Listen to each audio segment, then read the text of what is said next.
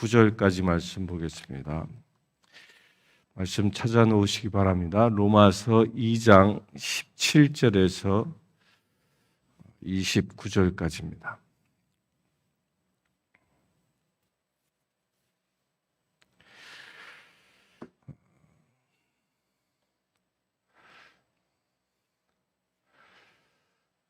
사탄이 이 세상을 지배하는 두 가지 이 통로가 있습니다.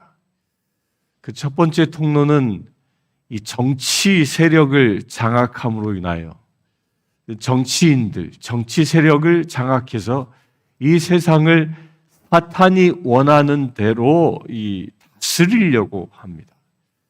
이 정치인들을 장악하는 것은요, 그 정치인들로 하여금 사탄이 원하는 이 법을 만듭니다.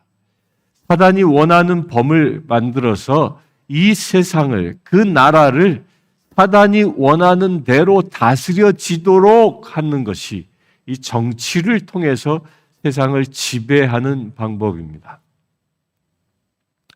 그래서 구도를 이렇게 짜게 되죠. 그걸 보고 이 프레임을 짠다. 프레임의 전쟁이다라고 얘기합니다. 어떻게 프레임을 짜느냐? 우리가 살아가는 이 삶의 이 프레임이 누구에 의하여 만들어지고 그 프레임에 가두어서 사람을 살게 하느냐에 따라 우리가 사단의 지배를 받느냐 아니면 하나님의 은혜 가운데 살아가느냐가 결정된다는 거예요. 그래서 세상은 사단이 그런 프레임을 짜려고 아주 애를 많이 씁니다. 엄청난 일을 하죠. 요즘 같은 경우엔 미국엔 이 평등법이라는 프레임을 만들어서 이 동성애의 문제들, 뭐 소수 이런 사람들을 합법화 시켜내고 또 거꾸로 뭐예요? 정상적인 사람들이 그 소수의 사람들에 의해서 지배당하게 만드는 겁니다. 이게 그런 프레임을 짜는 것은 정치인들을 통해서 합니다. 정치 세력을 통하여 세상을 지배하려고 하고요. 또 하나는 이 종교인들을 통하여 세상을 지배하려고 합니다. 그러니까 정치는 우리의 육적인 삶을 제한하는 것이라면 이 종교는 우리 영적인 자유를, 우리의 영을 얽매이게 만드는 것이 이 종교입니다. 그래서 사단은 이 종교 집단을 통하여 우리 인간의 영을 얽매이려고, 묶어 놓으려고 하는 그런 두 가지 술책을 씁니다. 그러면 종교가 뭘까요? 종교는 무엇이고 이 시간 저와 함께 예배드리는 여러분들의 그 신앙은 무엇일까요? 엄밀히 얘기하면 딱 하나입니다. 종교는요, 나의 욕구를 채우기 위하여 신이 필요하다면 그 종교입니다.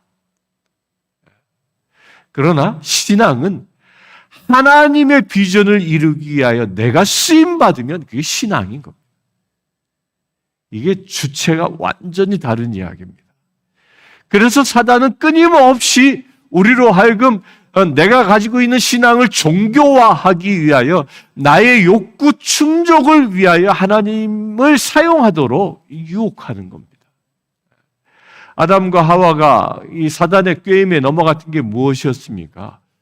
그 먹음직스럽지 않냐? 먹어도 죽지 아니한다라는 그 사단의 꼬임이 그가 가지고 있었던 이 식욕이라는 것, 또한 하나님과 같아지려고 했던 그런 욕심을 부추겼던 거죠. 그로 인해서 사단의 포로가 되게 한 것입니다. 이게 종교입니다. 종교.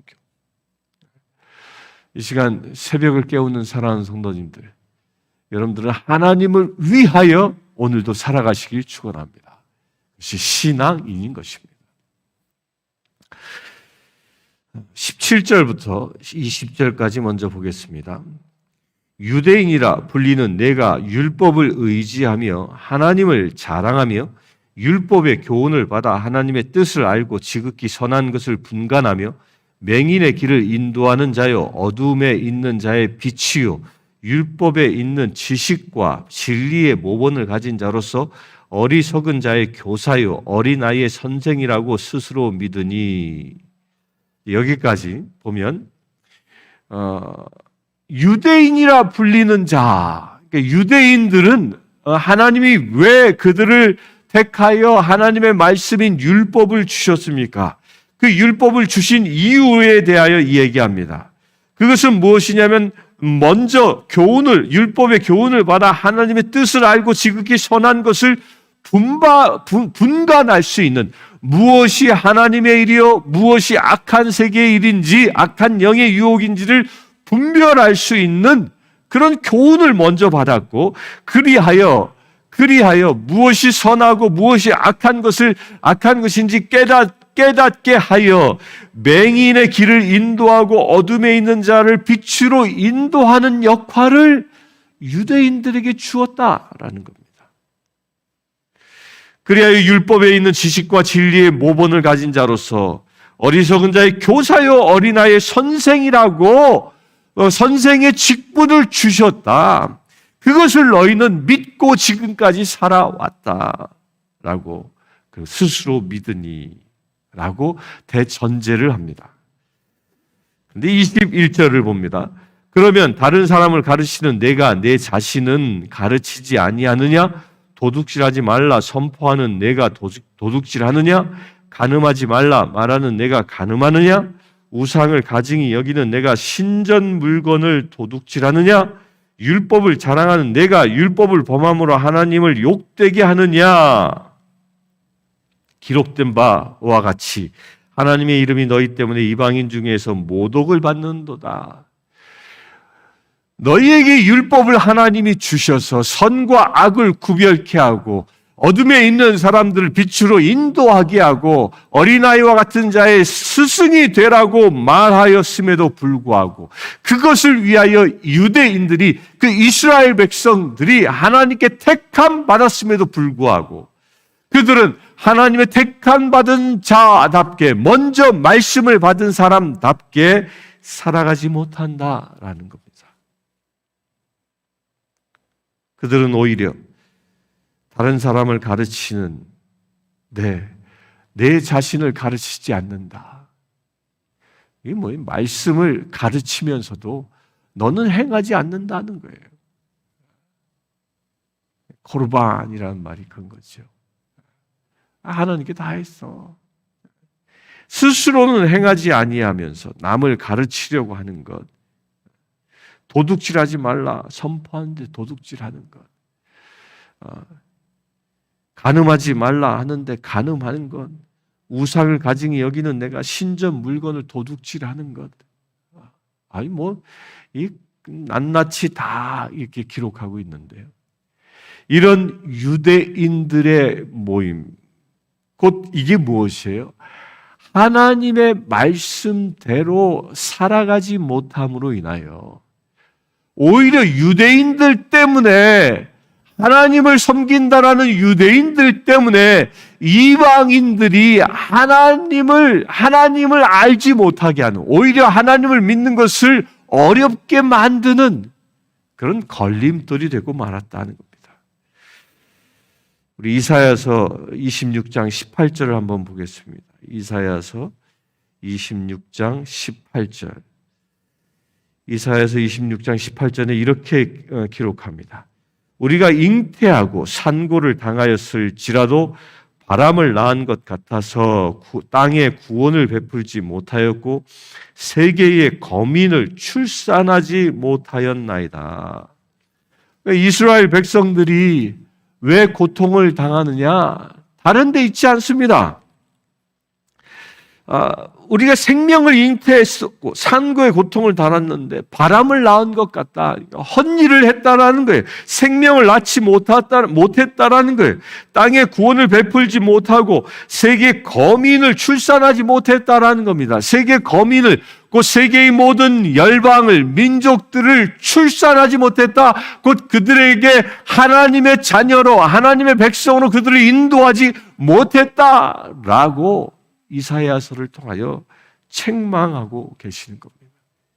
이스라엘 백성들은 거꾸로 얘기하면 세계 거민들을 주님의 백성으로 인도하기 위하여 먼저 택하였음에도 불구하고, 그리하여 그들에게 말씀을 주셨고 그들에게 할례를 베풀어 하나님의 백성으로 구별하였음에도 불구하고, 그리하여 그렇게 구별하여 세상의 거민들을 주님께, 여호와 하나님께 인도하도록 택함 받았음에도 불구하고 그들은 거민을 출산치 못하여 바람을 낳는, 아무것도 행하지 않는 그런 죄를 저질렀다라는 거예요. 이게 이 말씀입니다. 말씀을 주었는데 말씀대로 행하지 않음으로 인하여 오히려 하나님을 욕되게 하고, 그리하여 거민들이, 세상 열방의 민족들이 주님께 돌아오는 것을 막아버리는 이런 일들을 유대인들이 했다라는 겁니다.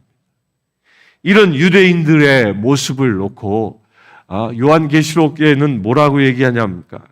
요한계시록 2장 9절을 한번 찾아보겠습니다. 요한계시록 2장 9절에 보면 이런 얘기를 합니다. 내가 내 환난과 궁핍을 알거니와 실상은 내가 부유한 자니라. 자칭 유대인이라 하는 자들의 비방도 알거니와 실상은 유대인이 아니요 사탄의 회당이니라. 자칭 유대인이라 하는 자들, 곧 나는 하나님의 백성으로 택함 받은 사람이다 라고 얘기하는 사람들, 그렇게 얘기함에도 불구하고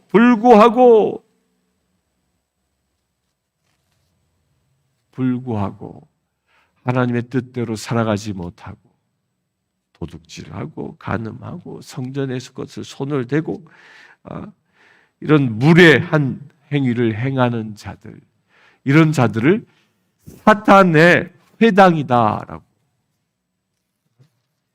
또 3장 9절에도 이렇게 얘기합니다. 보라, 사탄의 회당 곧 자칭 유대인이라.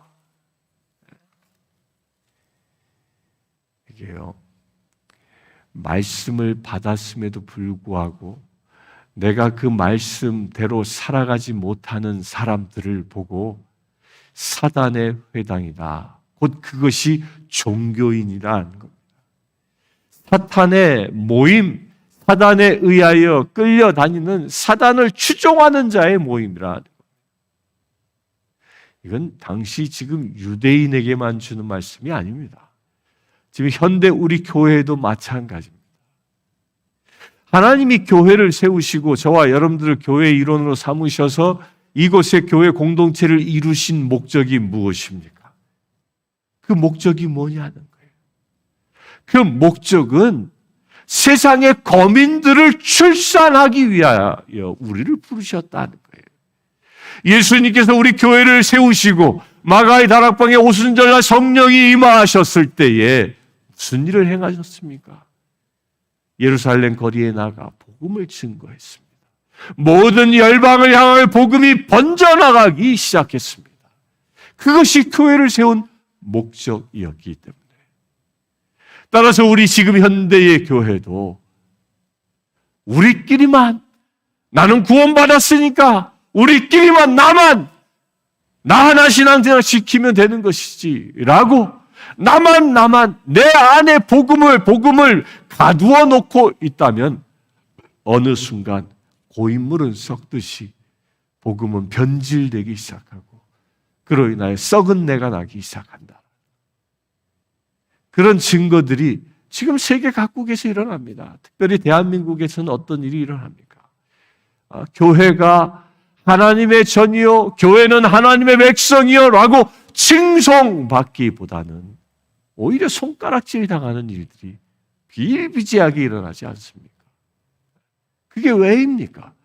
세상의 거민을 출산하기 위하여 교회 공동체가 하나님의 말씀대로 살아내지 못했기 때문에, 하나님의 백성으로 택함받은 사람들이 하나님의 자녀 되었음에도 불구하고 하나님의 자녀답게 살지 못하고 자기의 욕심을 채우기 위하여 세상을 살아가기 때문에, 그리하여 세상 사람과 그리스도인과 전혀 구별되지 아니하는 그런 삶을 살았기 때문에 그렇게 교회가 손가락질 당합니다. 그런 교회가 무엇이라고요? 사단의 회당이다. 무서운 얘기를 합니다. 이 사단의 회당이다라고 얘기하고 있는 건요. 이 특별히 요한계시록 2장에서 보면 2장 9절에는 이 서머나 교회에 있는 유대인들을 두고 얘기하는 거예요.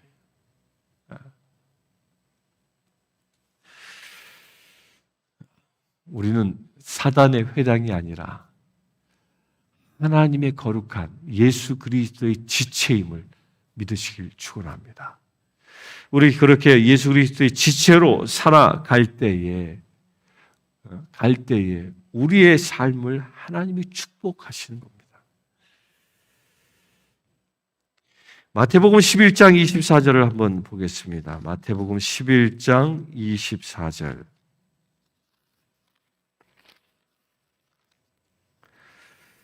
이렇게 얘기합니다. 예수님께서 내가 너희에게 이르노니 심판날에 소돔 땅이 너보다 견디기 쉬우리라.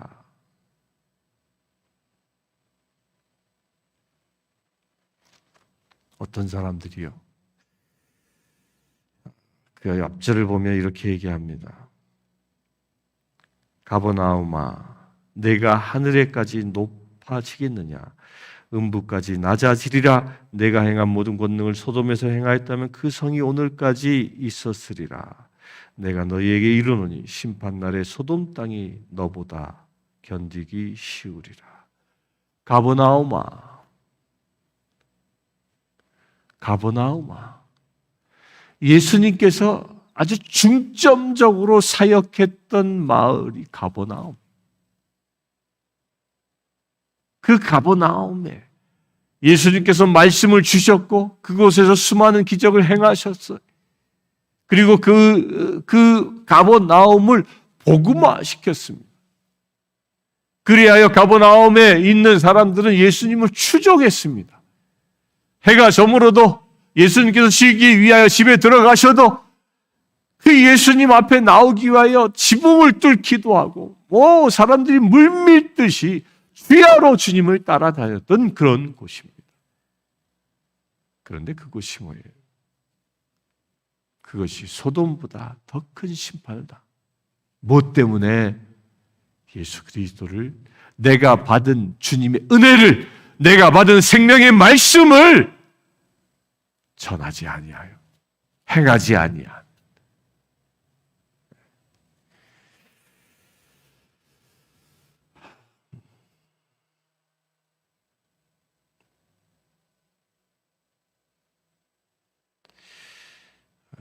25절 보겠습니다.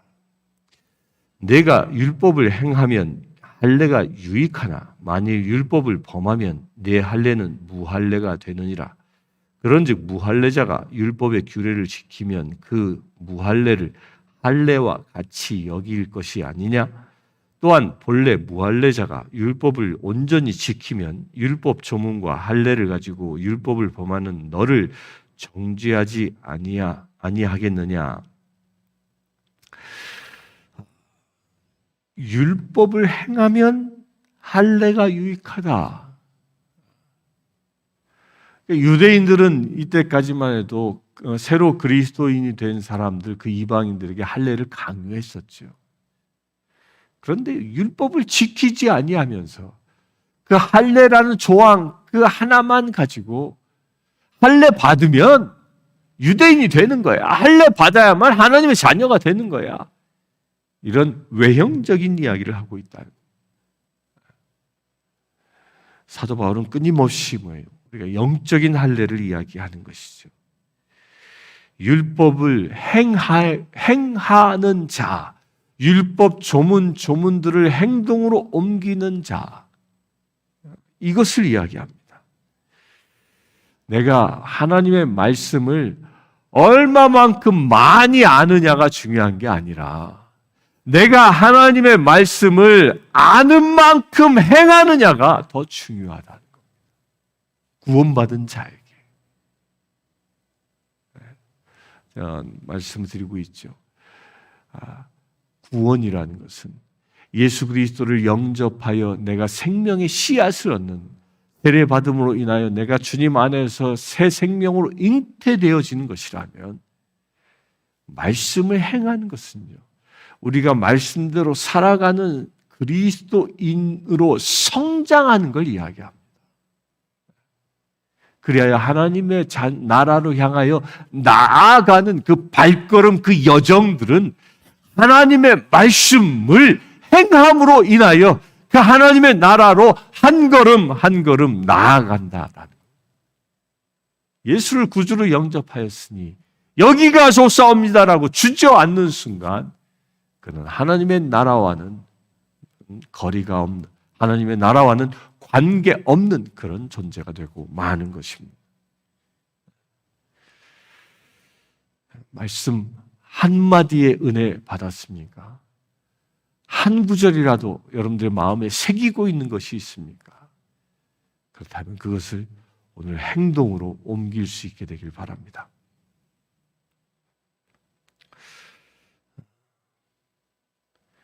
28절 봅니다. 표면적 유대인이 유대인이 아니요 표면적 육체의 할례가 할례가 아니라 오직 이면적 유대인이 유대인이며 할례는 마음에 할지니 영에 있고 율법 조문에 있지 아니한 것이라. 그 칭찬이 사람에게서가 아니요 다만 하나님에게서니라. 표면적 유대인, 이면적 유대인, 거칠에는 유대인 같은데 거칠에는 말씀을 띠고 뭐 말씀을 주렁주렁 걸고 다니고 그러면서 겉으로 보기엔 유대인 같은데 그 속은 유대인이 아니다. 겉은 유대인처럼 꾸몄으나 속은 하나님의 백성이 아닌 그런 삶. 우리 현대교회도 주는 말입니다. 겉은 저처럼 목사이고 겉은 장로이고 겉은 안수집사이고 겉은 집사이고 겉은 뭐 전도회 회장이고 그렇게 겉은 회장, 겉은 그 화려하게 꾸미고 있다 할지라도 그 내면 안에 예수 그리스도의 형상이 없으면 유대인이 아니라는 겁니다. 하나님의 자녀가 아니라는 것입니다. 우리 그리스도인들은요, 겉과 속이 같아야 하는 겁니다.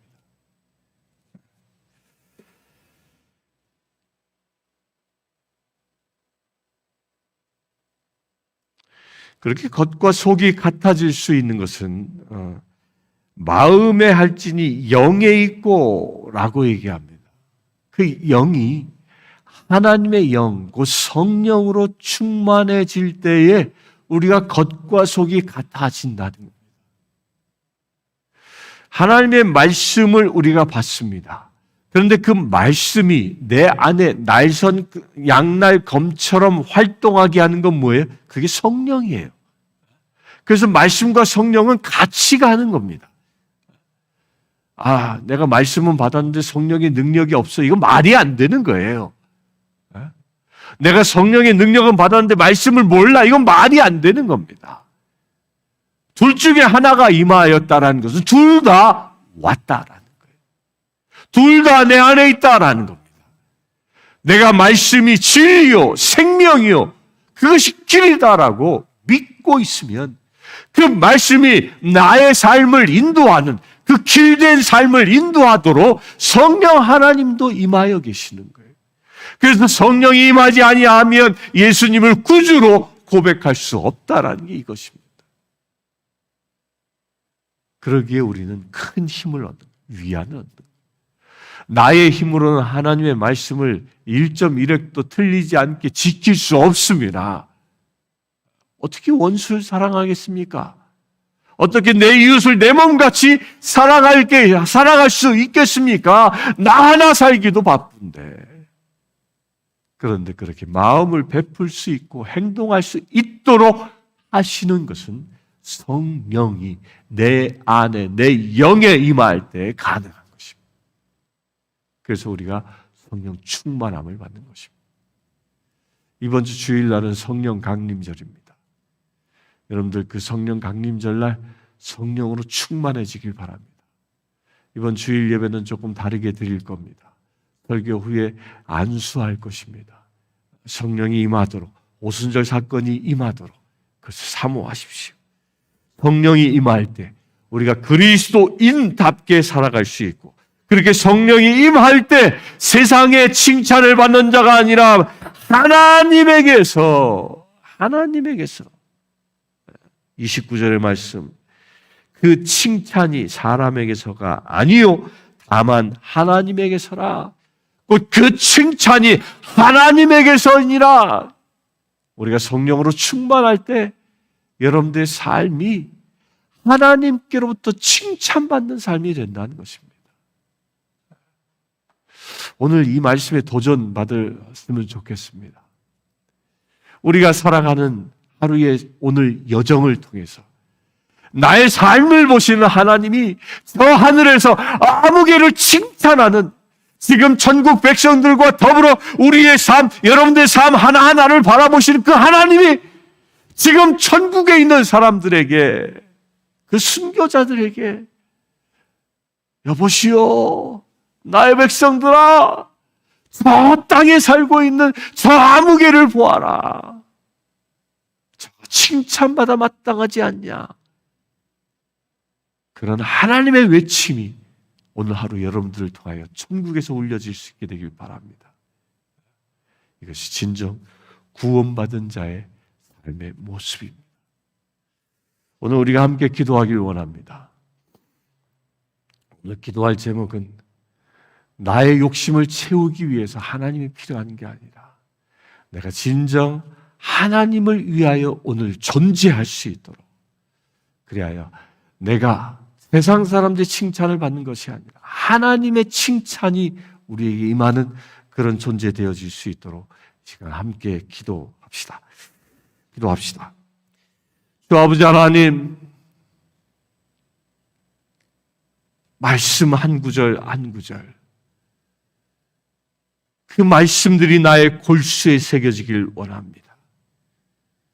또한 그 말씀들이 날선 양날검처럼 우리에게 임하여 성령의 능력으로 살아갈 수 있는 근원 되어지길 원합니다. 주님, 우리에게 성령의 능력을 부어 주시옵소서.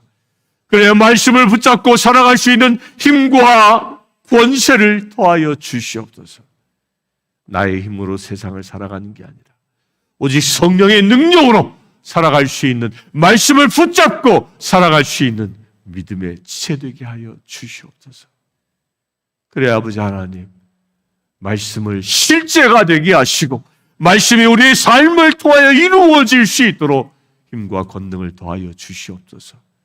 아니, 그렇게 살기를 오늘 결단합니다. 내가 말씀대로 살아가기를 결단합니다. 길이요 진리요 생명이신 그 예수님의 말씀을 붙잡고 그 길을 따라 살아가기를 원합니다.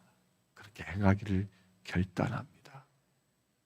주님, 우리의 삶을 축복하여 주시옵소서. 또한 우리가 말씀을 붙잡고 살아감으로 인하여 하나님의 칭찬을 받는 자 되어지기를 원하오니 오늘 우리의 삶을 주목하여 주시옵소서. 우리의 삶을 주목하여 주시옵소서. 우리가 온전히 말씀대로 살아가고 있음을 주님이 보게 하는 놀라운 역사가 이 시간 이루어지게 하여 주시옵소서. 그래 하나님, 주님께만 칭찬받는 하나님의 자녀 되어지길 원합니다. 주님께 칭찬받는 하나님의 거룩한 주의 자녀 되길 원합니다. 그 일이 세상 거민을, 세상 열방을, 나의 이웃에게 그들에게 구원을 선포하고 우리의 삶을 통하여 하나님의 영광을 드러내는 것이라 말씀하셨습니다. 그와 같은 일이 오늘 하루 예배하는 모든 심령들에게 이루어지게 하여 주시옵소서. 우리 주 예수 그리스도의 이름으로 기도드리옵나이다. 지금 우리 주 예수 그리스도의 은혜와 하나님의 크신 사랑과 성령님의 감화 감동 교통 치유하심이 이 시간 예배하는 주의 사랑하는 모든 지체들 위해 지금부터 영원토록 함께 하실지어다.